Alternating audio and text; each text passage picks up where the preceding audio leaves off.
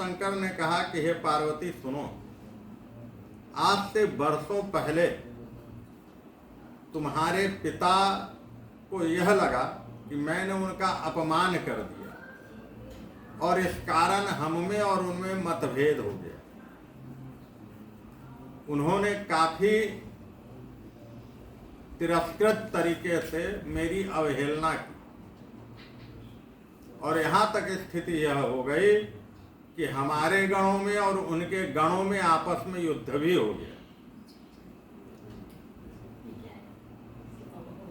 लेकिन किसी तरह बात संभाल कर मैं वहां से चला आया और तुम्हारे पिता द्वेष करने लगे मुझसे।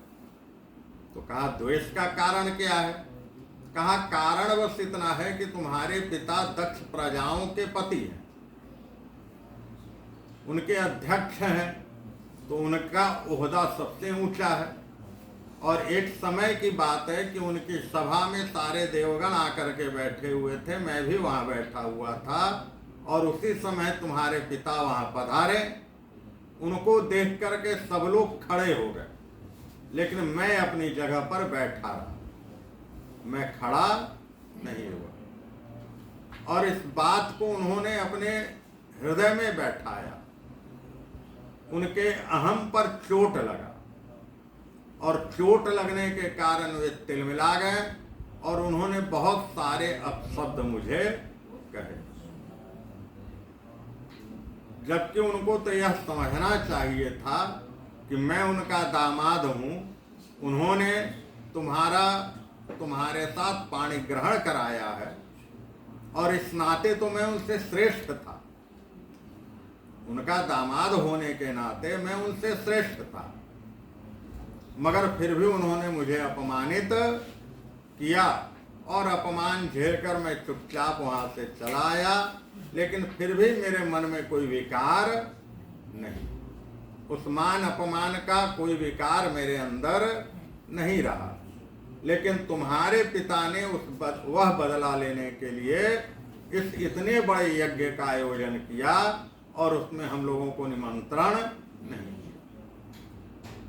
तो ये हमारा अपमान करना चाहते हैं और इस कारण बिना बुलाए वहां जाना उचित नहीं है। और यदि तुम ऐसा करोगी तो संभवतः वे तुम्हारा भी अपमान कर बैठे। तो पार्वती ने जिद पकड़ा और कहा कि चाहे जो हो मैं वहां जाऊंगी, क्योंकि पिता का घर है, वहां बहनें आई होंगी, माता हैं, पिता हैं, अपने स्वजन हैं, बंधु बांधव हैं, सबसे मुलाकात होगी। क्योंकि विवाह के बाद फिर पार्वती कभी गई नहीं थी, नहीं कैलाश पर ही रह रही थी। तो यह मौका भी मिला उनको। तो शिव जी ने बहुत समझाया, लेकिन पार्वती नहीं मानी। तो अंत में शिव जी ने कहा कि ठीक है, जिसके भाग्य में जो लिखा होता उसको टाला नहीं जा सकता। यद्यपि कहा जाता है कि भावी मिटने की क्षमता भगवान शिव रखते हैं। किसी के ललाट पे लिखे को भगवान शिव मिटा सकते हैं, लेकिन पार्वती के ललाट पर लिखे को भगवान शिव भी नहीं मिटा सकते। प्रयास तो उन्होंने किया लेकिन मिटा नहीं सके। तो उन्होंने नंदी जी को आज्ञा दी कि तुम इन्हें इनके नैहर पहुंचा दो।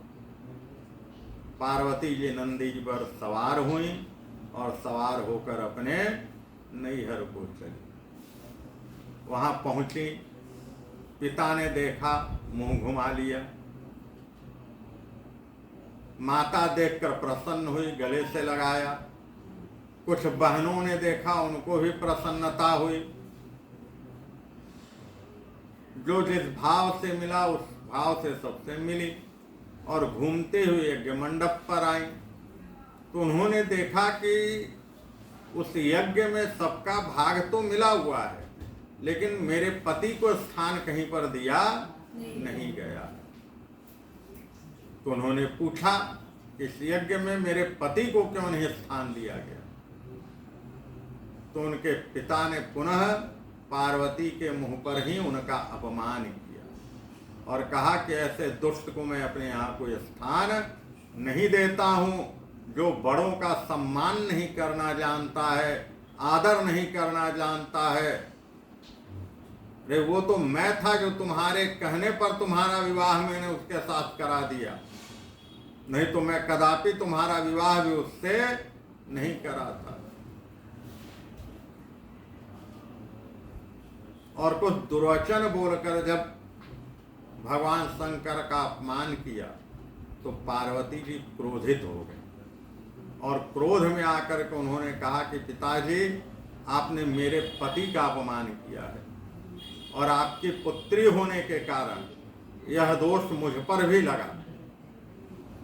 एक पिता जब उसके पति का अपमान करे तो पुत्री होने के कारण वह दोष मुझ पे भी लगता है, क्योंकि आपका खून मुझ में है। इस कारण मैं भी उनके लायक नहीं रही, इसलिए अभी इसी यज्ञ में मैं स्वयं को भस्म कर लेती। और वहीं पार्वती जी ने समाधि लगा ली। समाधि लगाकर योगाग्नि में पार्वती जी भस्म हो गई। और यह खबर नारद जी के द्वारा शिव जी को मिला।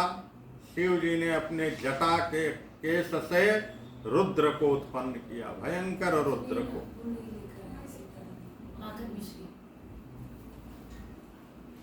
भयंकर रुद्र को उत्पन्न किया। वह रुद्र अपने गणों के साथ यज्ञशाला में पहुंचा और पहुंच करके यज्ञ को नष्ट कर दिया, यज्ञ का विध्वंस कर दिया। सबको मार करके उस यज्ञ से भगा दिया गया। राजा दक्ष की स्थिति तो ऐसी कर दी गई कि उसके सर को काट करके यज्ञ कुंड में डाल दिया गया और राजा दक्ष बिना सिर वाले हो गए। इधर ब्रह्मा विष्णु अन्य देवता लोग घबराए, शंकर के पास गए और जाकर भगवान शिव से प्रार्थना की। भगवान शिव के क्रोध को शांत किया और भगवान शिव से कहा कि आप चल करके दक्ष को क्षमा करें और उसके यज्ञ की पूर्णाहुति कराएं। तो भगवान शंकर फिर देवताओं के कहने पर उस यज्ञ में पधारे। आकर के उन्होंने दक्ष के सिर को जोड़ा, लेकिन उस सिर के जगह बकरे का सिर लगाया, क्योंकि दक्ष का अपना सिर यज्ञ अग्नि में जलकर भस्म हो चुका था। अब वह सिर तो बचा नहीं था, तो एक बकरे का सिर दक्ष को लगा दिया और इस तरह से दक्ष को जीवित किया गया। फिर यज्ञ की पूर्णाहुति की गई और उसी समय यह निर्णय लिया गया कि अब किसी भी यज्ञ में, किसी भी अनुष्ठान में, किसी भी पूजन में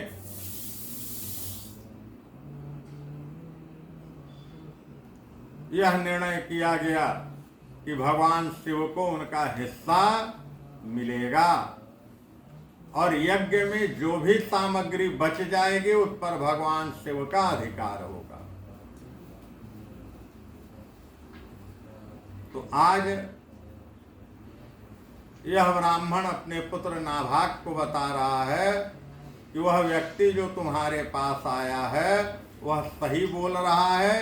यज्ञ से बचे हुए सामग्रियों पर उसी रुद्र का अधिकार होता है, भगवान शिव का अधिकार होता है।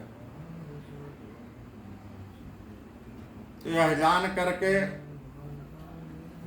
वह पुनः उस काले पुरुष के पास गया और जाकर के नाभाग ने कहा कि आपने जो प्रश्न किया था पिता ने उसका जवाब दिया और उसके अनुसार आपने ठीक ही कहा था कि यज्ञ में बचा हुआ सामान भगवान शिव का होता है, रुद्र का होता है, इसलिए यह सामान मैं नहीं लूंगा, आप इसके अधिकारी हैं और आप ले जाएं।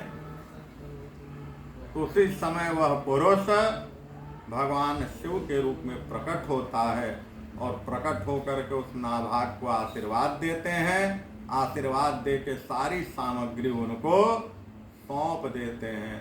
कहते हैं कि मैं तुम्हारे पिता के उत्तर पर, उनकी ईमानदारी पर बड़ा प्रसन्न हूँ, इसलिए यह सारी संपत्ति तुम रख लो।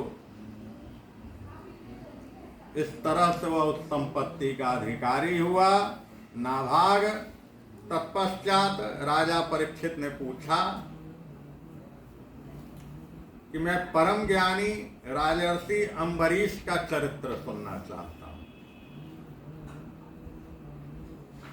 ब्राह्मण ने क्रोधित होकर उन्हें ऐसा दंड दिया जो किसी प्रकार टाला नहीं जा सकता था, परंतु वह भी उनका कुछ बिगाड़ न सका।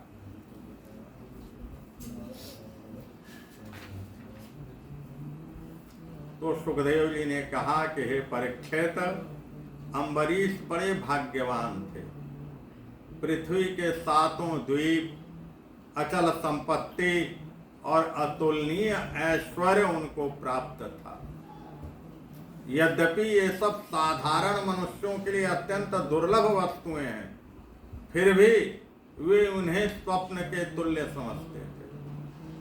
जितनी संपत्ति उनके पास थी कि कोई साधारण मनुष्य उसकी कल्पना नहीं कर सकता, लेकिन महाराज अम्बरीश उसको भी तुच्छ समझते थे। उनका मानना था कि यह राज्य, यह संपत्ति, यह शरीर, ये रिश्ते, ये नाते, यह सब क्षणभंगुर है।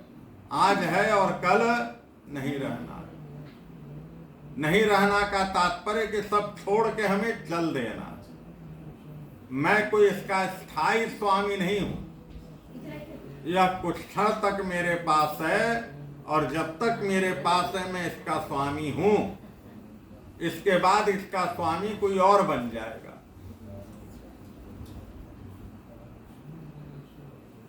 भगवान अम्बरीश ने अपने मन को श्री कृष्ण के चरणों में लगा दिया था और दिन रात उन्हीं की आराधना किया करते थे।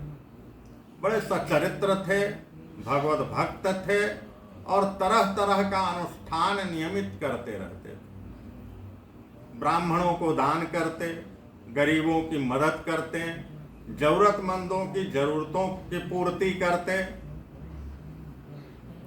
संतों साधुओं की सेवा करते और भगवान का व्रत उपवास किया करते थे।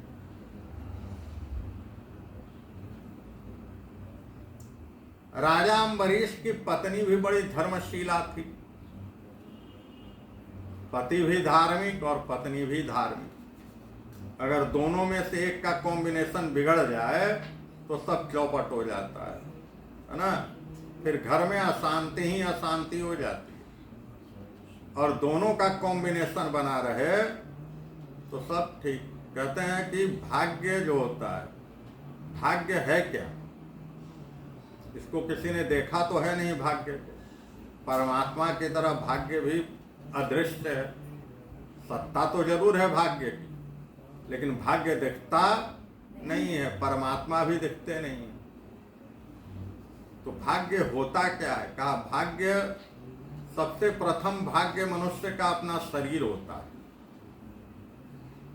जिसका शरीर स्वस्थ होता है वह भाग्यवान होता है।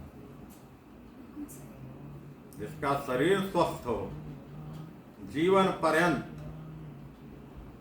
जब तक मृत्यु ना आ जाए तब तक वह स्वस्थ हो। कई लोग देखते हैं संसार में चलते फिरते चल देते हैं, यानी स्वस्थ व्यक्ति है, भाग्यवान व्यक्ति है वो। कहा दूसरा भाग्य क्या है? कहा दूसरा भाग्य पत्नी होती है। दूसरा भाग्य पत्नी और पति दोनों की अनुकूलता हो। पति पत्नी के अनुकूल हो और पत्नी पति के अनुकूल हो, यह दूसरा भाग्य है। तीसरा भाग्य किसे कहते हैं? तीसरा भाग्य है पुत्र, संतान आज्ञाकारी हो। और जब ये तीन जीवन में ठीक हो, शरीर, पति पत्नी और संतान, ये तीन अगर जीवन में ठीक है तो संसार में सब सुख उसके पास है, और नहीं ठीक है तो सारा सुख होते हुए भी वह सुखी नहीं हो सकता है, कभी सुखी नहीं हो सकता। तो भगवान से इन तीनों की कामना करनी चाहिए कि ये तीनों स्वस्थ रहे और अनुकूल रहे, प्रतिकूल न हो। और भगवान के कृपा से राजा अम्बरीश के लिए ये तीनों अनुकूल थे, प्रतिकूल नहीं थे, और इसलिए दिन रात भगवत भजन में लगे रहते थे। एक बार इन्होंने अपनी पत्नी के साथ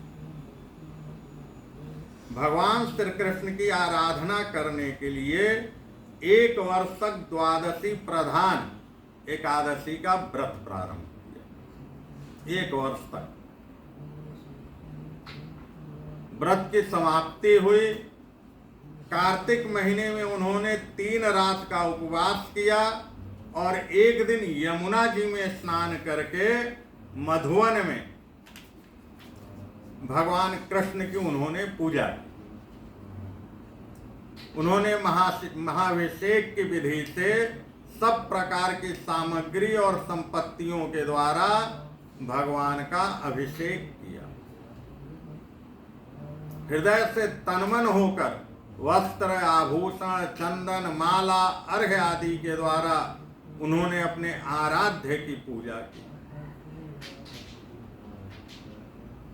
और तत्पश्चात ब्राह्मणों को दान दिया।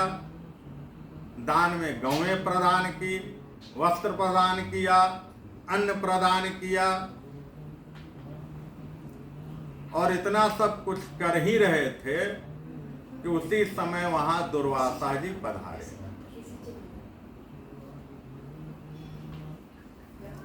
राजा अम्बरीश ने जब दुर्वासा जी को देखा तो तुरंत आसन से उठ खड़े हुए और उठकर उन्होंने उसी आसन पर दुर्वासा जी को बैठाया, अपने राज सिंहासन पर बैठाया, और बैठा करके उनके पांव पखारे,